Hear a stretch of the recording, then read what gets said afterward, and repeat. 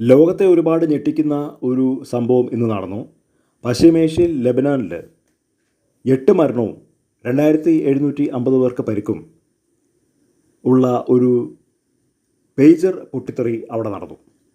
Hezbollah ആളുകളാണ് അധികം പേജറുകൾ ഉപയോഗിക്കുന്നത്. അത് കൂട്ടത്തോടെ പൊട്ടിത്തെറിച്ചു. ഭൂരിപക്ഷം പേരുടെ മുഖവും കൈകളും തകർന്നു എന്നാണ് വാർത്തകളിൽ പറയുന്നത്. അതിനോടനുബന്ധിച്ച് സിറിയയിലും ഇതുപോലെ നടന്നിട്ടുണ്ട്. 7 പേർ കൊല്ലപ്പെട്ടിട്ടുണ്ട്.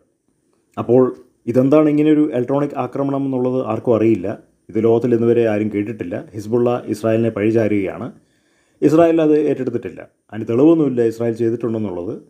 അതേസമയം ഇസ്രായേലിന് അതുപോലൊരു സാങ്കേതികവിദ്യ ഇല്ല എന്ന് നമുക്ക് പറയാൻ കഴിയില്ല. കാരണം ഹിസ്ബുള്ള വിഭാഗത്തിൽപ്പെട്ടിട്ടുള്ള ആളുകളുടെ പേജറുകൾ പൊട്ടിത്തെറിക്കണമെന്നുണ്ടെങ്കിൽ അത് എന്താണ് സംഭവം എന്നുള്ളത് അതിനെക്കുറിച്ചൊരു ഗവേഷണം നടത്തേണ്ടത് ആവശ്യമാണ്. പക്ഷേ ഇത് ഇന്നുവരെ ലോകം കേൾക്കാത്തൊരു സംഭവമാണ്.